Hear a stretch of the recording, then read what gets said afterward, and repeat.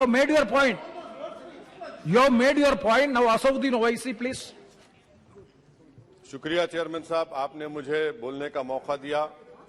मैं इस तहरीक अदम एतमाद की तायद में खड़ा हूं जिसको टीआरएस पार्टी और हमारी पार्टी ने दिया, जिसको स्पीकर साहब ने कबूल किया। सर, मैं 11 पॉइंट आपके सामने रखूंगा जो मैं बताने की कोशिश करूंगा कि क्यों हम इस तहरीक अदम एतमाद की तायद में और मोदी हुकूमत की मुखालिफत में खड़े हैं। सर, हालिया दिनों में हमारे मुल्क में ट्रेन में एक वर्दीपोश दहशतगर्द ने अपने सीनियर मीना साहब का कत्ल करने के बाद ट्रेन के कंपार्टमेंट में जाकर नाम पूछकर, चेहरे पर दाढ़ी देखकर, कपड़े देखकर उनको कत्ल कर दिया और उसके बाद उसने कहा कि इस देश में रहना है तो मोदी को वोट देना पड़ेगा। मैं हुकूमत से जानना चाहूंगा कि क्या ये अक्सरियती तबके की एक्सट्रीमिज्म और रेडिकलाइजेशन की बेहतरीन मिसाल नहीं है, और अगर है तो फिर हुकूमत इस पर क्या करेगी। सर, हमारे आइन में, संविधान में लिबर्टी ऑफ कॉन्शियस को लिखा गया, तमहीद में, यानी जमीर की आजादी का जिक्र किया गया है।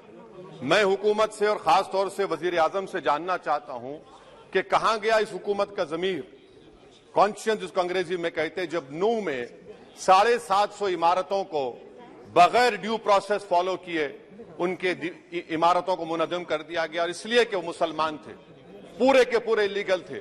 इसीलिए पंजाब की हाईकोर्ट, हरियाणा की हाईकोर्ट ने कहा कि ये एथनिक क्लेंसिंग है। इसकी एक बेहतरीन मिसाल है उस हुकूमत की।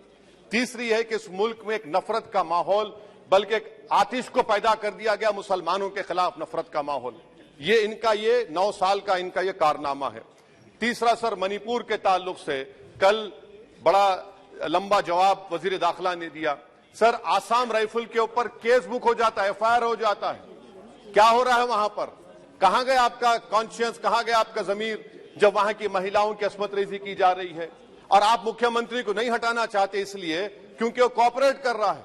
सर, मैं हरियाणा और मणिपुर के वजीर आला के लिए, किसी शायर ने अच्छा कहा था कि कुर्सी है तुम्हारा ये जनाजा तो नहीं, कुछ कर नहीं सकते तो उतर क्यों नहीं जाते।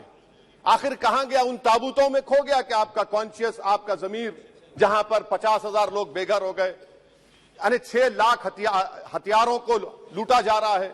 आखिर कौन सा आप इंचार्ज वहां पर हैं?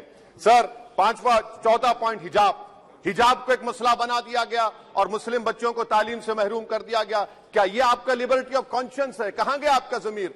सर, अभी आपने फाइनेंस मिनिस्टर साहबा ने कहा, यहां पर डीएमके के मोहतरमा कनीमोजी ने महाभारत के द्रौपदी का जिक्र किया। मैं ये पूछना चाहता हूं, बिल्किस बानो इस देश की बेटी है या नहीं? जिस बिल्किस बानो को 11 लोगों ने रेप किया, प्रेग्नेंट थी, उसकी मां का रेप किया, उसकी बेटी को कत्ल कर दिया, उसकी मां का कत्ल कर दिया, आपने कातिलों को रिहा कर दिया। ये आपका कॉन्शियस है? ये आपका कॉन्शियस है?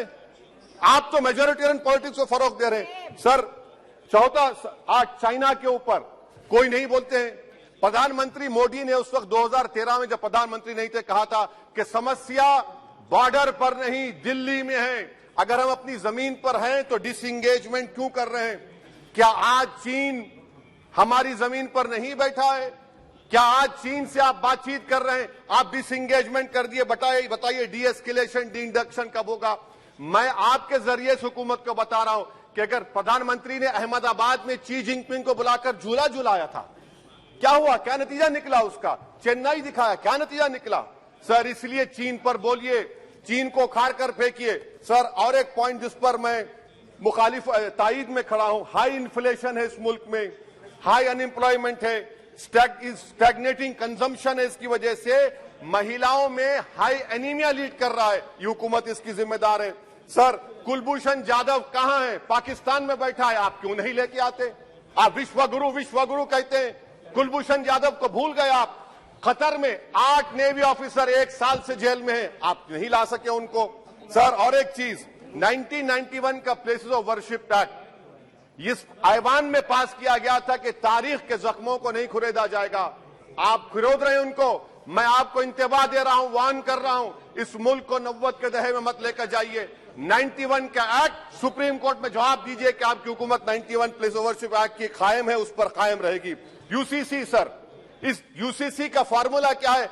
एक मुल्क में एक मजहब, एक कल्चर, एक जबान, ये तो डिक्टेटरों का फॉर्मूला है। भारत एक गुलदस्ता है, भारत एक मोजाइक है। यहाँ पर बेशुमार जबानें, बेशुमार मज़ाहिब बोले जाते हैं और हिंदू अनडिवाइडेड फैमिली में sir I am concluding 8 crore 75 Hindu खानदानों को 3,800 करोड़ डिडक्शन मिला। इसके बारे में आप क्या कहेंगे सर? और मैं कंक्लूड करने से पहले आपको बताना चाह रहा हूं कि माइनॉरिटी वेलफेयर का बजट 40% कम कर दिया गया। पढ़ो प्रदेश, प्री मैट्रिक स्कॉलरशिप कम कर दी गई, मौलाना आजाद फाउंडेशन खत्म कर दिया गया फेलोशिप, और इसकी वजह से 1,80,000 मुसलमान हायर एजुकेशन में गायब हो चुके हैं। सर, मैं इख्तिताम में कह रहा हूं कि पसमानदा मुसलमान से प्रधानमंत्री को बड़ी मोहब्बत है। ये कौन सी आपकी मोहब्बत है पसमानदा, जो आपका एक मुसलमान मिनिस्टर नहीं है वहां पर? इखलाक से लेकर पीलू खान से लेकर अफान अंसारी से लेकर लुकमान अंसारी, मॉब लिंचिंग पूरे पसमानदा मुसलमान की होती है। पावरलूम बंद है, अंसारियों के खुरेश बरादरी का कारोबार बंद किया जाता है। स्पीकर सर, मैं कंक्लूजन में अभी कल हमारे होम मिनिस्टर ने कहा था क्विट इंडिया। अगर इनको मालूम हो जाए कि क्विट इंडिया का नारा एक मुसलमान ने दिया था तो वो भी नहीं बोलेंगे, वो नहीं मालूम था उनको। उसका मैं कंक्लूड कर रहा हूं, उसका नाम यूसुफ मेहर अली था सर। यूसुफ मेहर अली ने क्विट इंडिया का नारा बनाया, जिसको महात्मा गांधी ने सारे देश में एक पैगाम किया। मैं कंक्लूड कर रहा हूं सर, इस देश में अगर आज क्विट इंडिया करना है तो कहना पड़ेगा चाइना क्विट इंडिया। जो गौ रक्षक है जिसका नाम मोनू है, वो आपके लिए मोनू डार्लिंग बन गया है, उसको कहिए क्विट इंडिया। सर, जो लोग तुष्टीकरण की राजनीति आप कर रहे हैं, आप हिंदू अक्सरियती लोगों में हथियार बांट रहे हैं, ये आप देश के लिए खतरा पैदा कर रहे हैं। Sir, I am concluding. इसीलिए हम आपसे अपील कर रहे हैं कि हुकूमत से कह रहे हैं कि आप जो सियासत कर रहे हैं इससे नुकसान देश को होगा।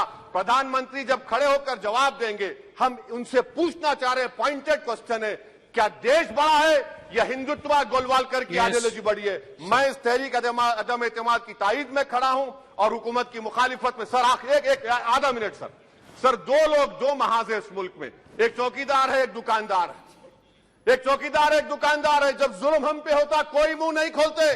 यूएपीए का कानून अमित शाह ने लाया, इन दुकानदारों ने तायद की।